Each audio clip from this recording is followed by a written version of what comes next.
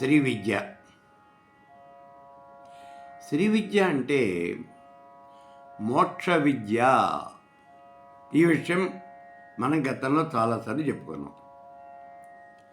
లలితా శాస్త్రంలో ఆత్మవిద్య, మహావిద్య, శ్రీ విద్య, కామసేవిత అని ఉంటుంది. అంటే శ్రీ విద్య అనేటటువంటిది మోక్ష విద్య, ఆత్మవిద్య, మహావిద్య. మహావిద్య అంటే ఏమిటి అసలు? మహా అంటే గొప్పదైన. ఏమిటి గొప్పతనం? దేంట్లో ఉంది గొప్పతనం? ఆధ్యాత్మిక విషయాల్లో గొప్పదైనటువంటిది ఏమిటి అంటే ఉత్కృష్టమైనటువంటిది, మనం పొందదగినటువంటిది. ప్రతి మానవుడు కూడా దేనికోసం దేన్ని పొందటానికి ప్రయత్నించాలో అది మహా గొప్పదైనటువంటిది. అది ఏమిటి అంటే మోక్షం. ధర్మార్థ కామ మోక్షాలు చతుర్విధ పురుషార్థాలు. ఇందులో నాలుగవదైనటువంటి మోక్షమే అతి గొప్పదైనటువంటిది. దానికోసమే ప్రతి మానవుడు కూడా ప్రయత్నం చేయాలి. అందుకే ఆ మోక్షాన్ని గురించి మనకి వివరించే విద్య ఏదైతే ఉన్నదో దాన్నే మహావిద్య అని అంటారు. కాబట్టి మహావిద్య అంటే మోక్ష విద్య అని. శ్రీ విద్య అనేది మహావిద్య అని చెప్తున్నాడు, అంటే మోక్ష విద్య. అలాగే ఆత్మవిద్య అన్నాడు. ఆత్మ అంటే ఏమిటి? బ్రహ్మమే ఆత్మ. ఆత్మ అంటే ఈ చరాచర జగత్తంతా ఆవరించి ఉన్నటువంటి బ్రహ్మానికే ఆత్మ అనేది ఇంకో పేరు. కాబట్టి ఆత్మ విద్య అంటే ఆ బ్రహ్మను గురించినటువంటి విద్య, బ్రహ్మ విద్య. బ్రహ్మ విద్యతో ఫలితం ఏమిటి? మోక్షం. బ్రహ్మ విద్యను ఉపాసిస్తే వచ్చే ఫలితం ఏమిటి అంటే మోక్షం. అందుకే ఆత్మ విద్య, మహావిద్య ఈ రెండు కూడా శ్రీ విద్య. అదే శ్రీ విద్య. కాబట్టి శ్రీ విద్య అంటే ఏమిటి అనే అనుమానం కనుక వచ్చినట్లయితే వెంటనే మనం చెప్పాల్సిన సమాధానం శ్రీ విద్య అనేది మోక్ష విద్య. అయితే ఈ శ్రీ విద్యను గురించి ఎక్కడ చెప్పారండి అసలు? ఇది వచ్చే అనుమానం మనకి. శ్రీ విద్యను గురించి ప్రముఖంగా చెప్పేటటువంటి పుస్తకాలు కొన్ని ఉన్నాయి, కొన్ని గ్రంథాలు ఉన్నాయి. వాటిల్లో లలితా శాస్త్రము, సౌందర్యలహరి, శుభగోదయ స్తుతి, కామకళా విలాసము, వామకేశ్వర తంత్రము, యోగిని హృదయము, ఈ 6 కూడా శ్రీ విద్యను గురించి ప్రముఖంగా మనకి వివరించేటటువంటి పుస్తకాలు. ఈ 6 పుస్తకాలు కూడా లలితా శాస్త్రం, సౌందర్యలహరి, వామకేశ్వర తంత్రం, శుభగోదయ స్తుతి, కామకళా విలాసం, యోగిని హృదయం, ఈ 6 కూడా. అయితే ఈ 6 కూడా 5 పుస్తకాలకి నేను వ్యాఖ్యానం రాశాను తెలుగులో. ఒక్క వామకేశ్వర తంత్రానికి తప్పించి మిగిలినటువంటి 5 పుస్తకాలకి కూడా నేను తెలుగులో వ్యాఖ్య రాయటం జరిగింది. మీకు అవన్నీ బయట దొరుకుతాయి, లేదా చాలా పుస్తకాలు యూట్యూబ్లో కూడా ఉన్నాయి, మీరు చూసుకోవచ్చు. ఇక ఇప్పుడు ఈ 6 గ్రంథాల్లోనూ కూడా ప్రముఖమైనటువంటిది ఏమిటి అంటే లలితా శాస్త్రం. లలితా శాస్త్రము శ్రీ విద్యాపరమైనటువంటి చాలా చాలా గొప్పదైనటువంటి పుస్తకం. దాన్ని గనక మీరు మంచి వ్యాఖ్యానం ఉన్నటువంటి పుస్తకం తీసుకుని చదివితే శ్రీ విద్య అనేది మీకు పూర్తిగా బోధపడుతుంది. అంత గొప్పదైనటువంటిది.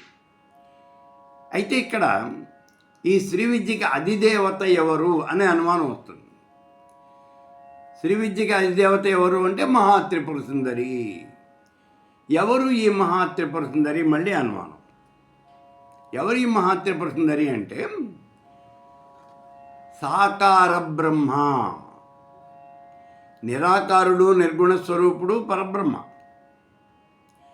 ఆ బ్రహ్మం చరాచర జగత్తంతా వ్యాపించి ఉన్నది. అదే మోక్షాన్ని ఇచ్చేటటువంటి దేవత. అయితే మన ఉపాసన కోసం ఆ నిరాకార బ్రహ్మకి ఒక ఆకారం కల్పించడం జరిగింది. అలా పొందినటువంటి ఆకారమే మహాత్రిపుర సుందరి. ఆవిడ యొక్క మంత్ర యంత్ర తంత్ర విషయాలన్నీ కూడా వివరించి చెప్పేదే శ్రీ విద్య. అందుకే మహాత్రిపుర సుందరి అంటే సాక్షాత్తు భగవత్ స్వరూపము, పరమేశ్వర స్వరూపము. భగవంతుడు అంటే ఎవరు? ఉత్పత్తించి వినాశించ భూతానాం ఆగతిం గతిం వేత్తి విద్యాం అవిద్యాంచ సవాచ్యో భగవానితి. ఇది భగవంతుడు అంటే. ఉత్పత్తి వినాశనము అంటే సృష్టి స్థితి లయాలు 3. భూతానాం ఆగతిం గతిం జీవుల యొక్క చావు పుట్టుకలు. వేత్తి విజ్ఞాంచ అవిజ్ఞాంచ విద్యాంచ అవిద్యాంచ జ్ఞానము అజ్ఞానము. విద్య అంటే జ్ఞానము, అవిద్య అంటే అజ్ఞానం. ఈ రెండు ఇవన్నీ కూడా పూర్తిగా తెలిసినటువంటి వాడు ఎవరైతే ఉన్నాడో సవాచ్యో భగవానితి, అతడు భగవంతుడు అనబడతాడు.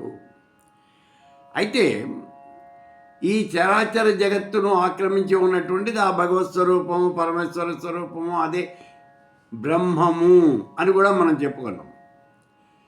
ఆ బ్రహ్మాన్ని ఒక ఆకారాన్ని కనుక మనం ప్రతిపాదించినట్లయితే ఆ ఆకారమే మనకి మహాత్రిపుర సుందరి అని చెప్పబడుతూ ఉన్నది. ఈ బ్రహ్మానికి ఒక ఆకారం కనుక ఆపాదించినట్లయితే ఆవిడే మహాత్రిపుర సుందరి. అయితే నిరాకార బ్రహ్మకి ఎక్కడా కూడా ఉపాసన అనేది ఉండదు. నిరాకార బ్రహ్మకి ఉపాసన అనేది ఎక్కడా ఉండదు అసలు. నిరాకార బ్రహ్మ నిరాకారాన్ని ఏ రకంగా ఉపాసన చేస్తాం మనం? ఉండదు. మనం చేసే ఉపాసన జపాలు, తపాలు, హోమాలు, యజ్ఞాలు, యాగాలు, క్రతువులు, పూజలు, అర్చనలు, ఆరాధనలు అన్నీ కూడా సాకార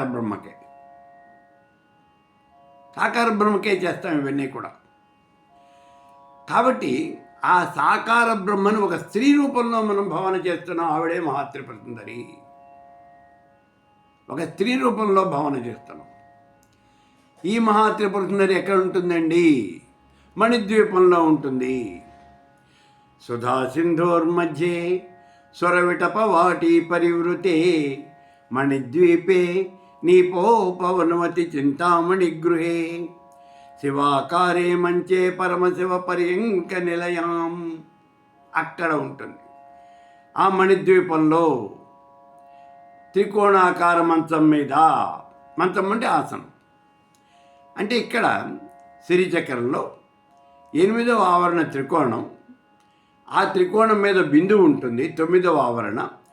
ఆ బిందువునందు ఈ మహాత్రిపుర సుందరి ఉంటుంది. మహాత్రిపుర సుందరి అంటే ఆవిడ స్త్రీ శక్త్యా? కాదు, శివునితో కలిసినటువంటి శక్తి, స్త్రీమూర్తే. కాకపోతే కేవలము శక్తి కాదు, ఇక్కడ శివునితో కలిసినటువంటి శక్తి. ఆవిడే మోక్షాన్ని ఇచ్చే దేవత. ఆవిడ ఎక్కడ ఉంటుంది? పరమపదంలో ఉంటుంది. ఆ పరమపదానికే మణిద్వీపము అని పేరు. ఆ మహాత్రిపుర సుందరి యొక్క మంత్ర యంత్ర తంత్ర రహస్యాలన్నీ మనం చెప్పుకునేటటువంటిదే, దాన్ని వివరించేటటువంటిదే శ్రీ విద్య అని అంటారు. అందుకే ఈ శ్రీ విద్య అనేది మోక్ష విద్య. ఆ మహాత్రిపుర సుందరే మనకి మోక్షాన్ని ఇచ్చేటటువంటి దేవత.